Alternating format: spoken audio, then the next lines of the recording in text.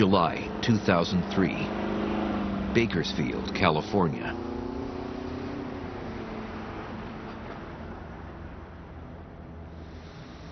It's not a typical Tuesday morning at the Harper house.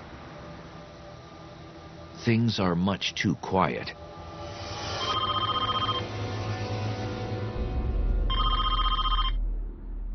It's been a couple of days since Joni Harper, a mother of 3, has answered her telephone. Her best friend, Kelsey Spann, is worried. So she decides to check on Joni and the kids. With a growing sense of dread, she moves through the house. And when she opens the bedroom door, it's her worst nightmare. Joni, her 3 children, and her mother, Ernestine, have been savagely murdered. An entire family is gone.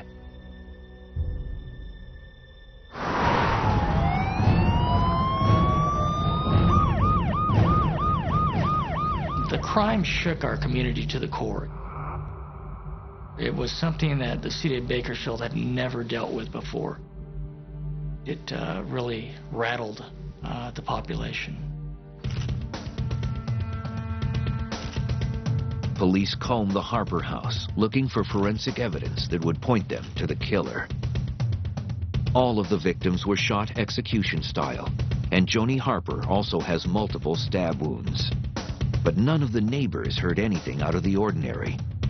They find no sign of forced entry, and nothing of value appears to be missing. There are no strange fingerprints or hair or fibers. Nothing of forensic value to guide detectives. But they do learn that one family member is missing. We determined that the estranged husband of Joni Harper was outstanding. We wanted to make a determination if Vincent Brothers had information that would aid us in our investigation. Vincent Brothers is a well-respected elementary school vice principal.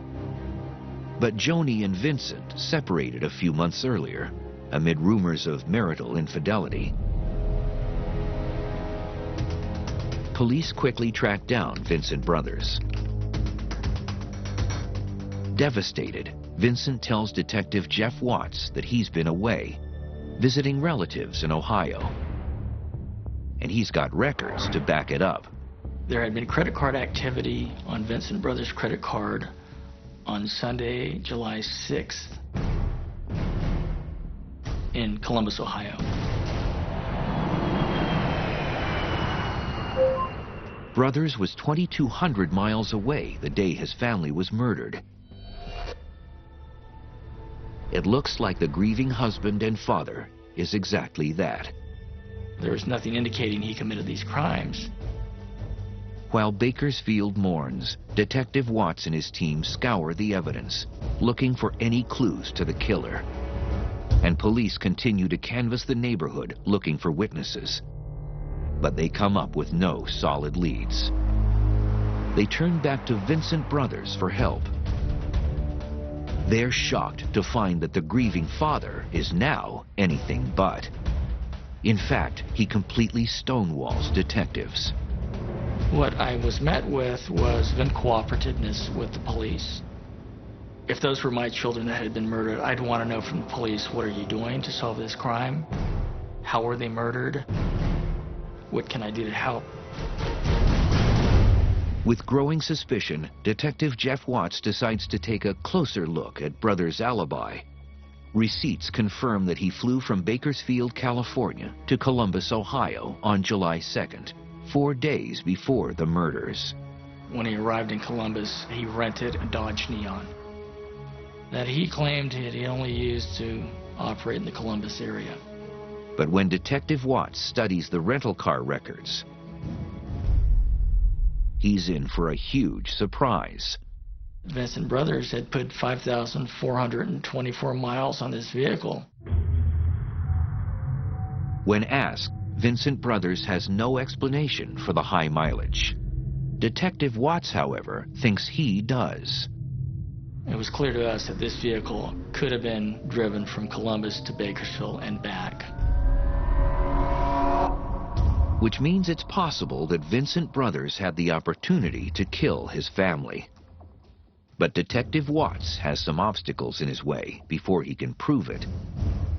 First, there's the paper trail.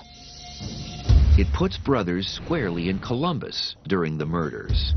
Second, there's the question of evidence connecting Brothers to the actual crime. His fingerprints and stray hairs are all over the house. But until not long ago, Vincent Brothers lived in that house. So none of it proves he's a murderer. The evidence is useless. Which means Detective Watts will have to think outside the box if he wants to disprove Brothers' alibi.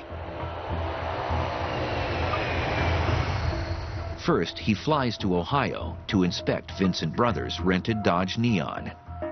We were fortunate in this case that this rental car we were able to track from day one. From the day it was put in service, mile one, we knew who the first 4 drivers were. All 4 of those drivers never left the Columbus area or the Ohio area. Watts searches the car from top to bottom. When you get a vehicle, you don't know what you're looking for. Sometimes evidence just kind of comes to you. I was hoping to find a firearm. I was hoping to find the knife used in the crimes. But none of that was there. It appears the car was washed by the rental car company. But the one thing Watts does find is bugs. And soon, Watts comes up with an idea so unorthodox that it almost sounds impossible. Is there a chance that the insects could somehow reveal where this car has been?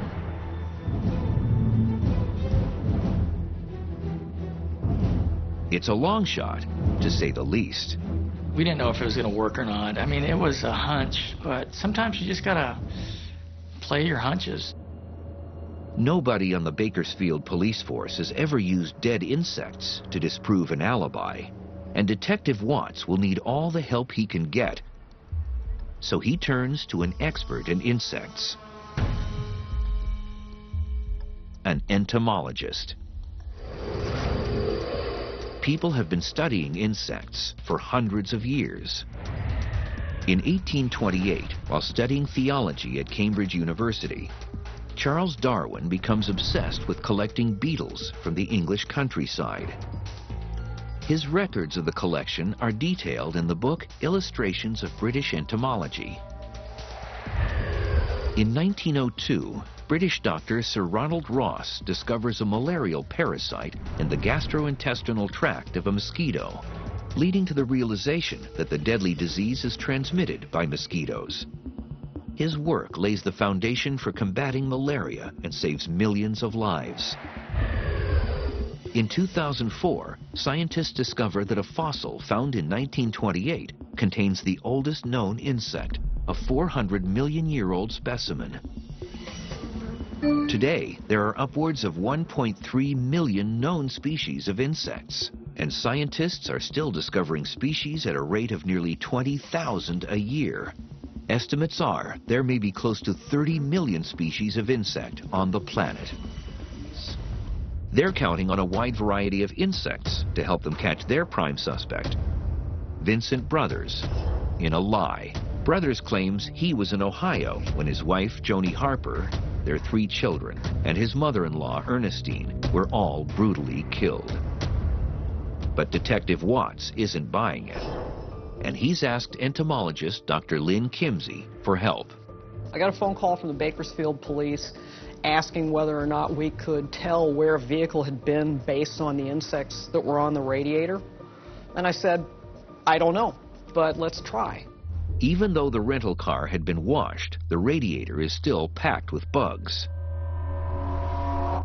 Step 1, Dr. Kimsey removes every piece of insect she can find. When I think of a car radiator, I think of things smashed to smithereens. So we were expecting tiny fragments. The sheer number of possible insects she's dealing with is staggering. In the United States, there are close to 200,000 known species of insects. Insect diversity is enormous. In California alone, I would estimate there are about 100,000 different kinds of insects. And to keep track of this staggering number, entomologists rely on collections, like the Smithsonian Institution's National Insect Collection, one of the largest in the world. Here they house over 35 million known specimens in more than 130,000 drawers, 33,000 jars or vials, and 23,000 slides. The collection helps scientists compare insects to known species and provide critical information about their geographical distribution. There were probably pieces of maybe as many as 100 different insects on the radiator and a few on the air filter. Dr. Kimsey finds a number of houseflies, which are found all across the United States. Honeybees, one of the most widespread insects in the entire world. And then, finally, she finds something that stands out. A portion of a grasshopper. The grasshopper was interesting because, you know, grasshoppers, they look kind of similar from across the country. But this one had bright red legs called the red-shanked grasshopper. And the coloration was very distinctive. What's also distinctive is that the red-shanked grasshopper is not native to Ohio.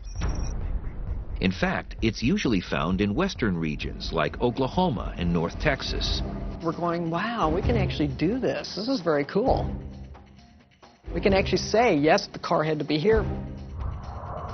So how did the red-shanked grasshopper get into the radiator of a rental car from Ohio? Vincent Brothers claims he and his Dodge Neon never left the state.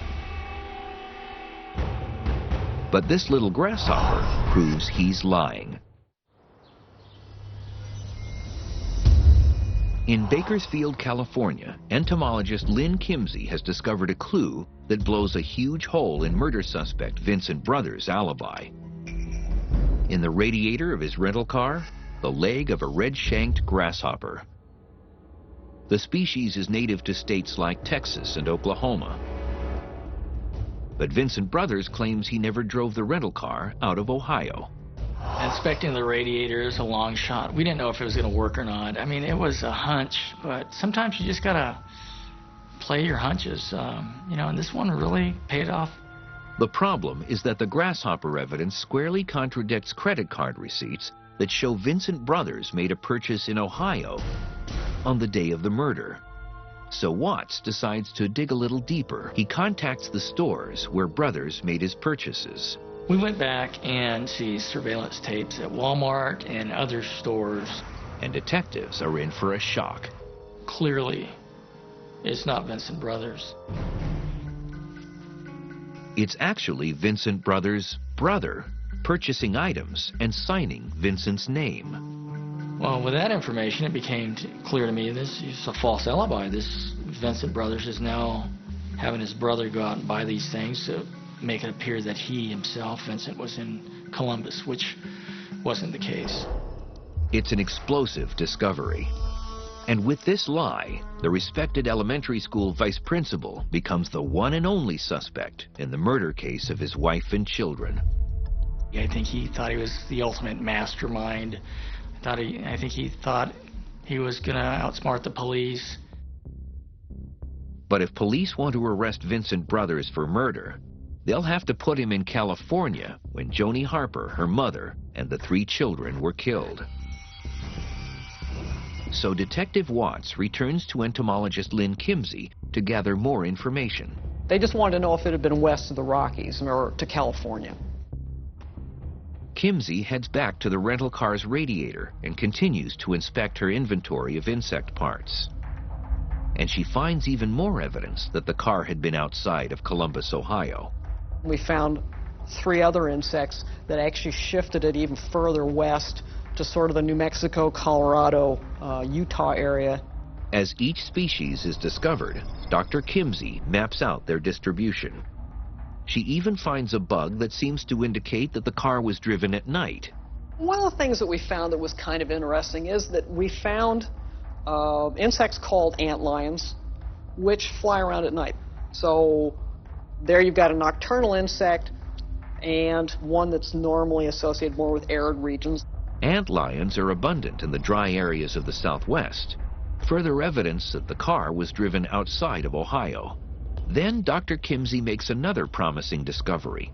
2 bugs in a large category of insects called true bugs, which includes more than 50,000 species. They all have tubular mouth parts like a soda straw. They don't have jaws. So they feed by piercing things, kind of like aphids do. So they pierce and suck. But these species of true bug are not very common. So Dr. Kimsey checks with experts at the Smithsonian Institution to help nail down the identification.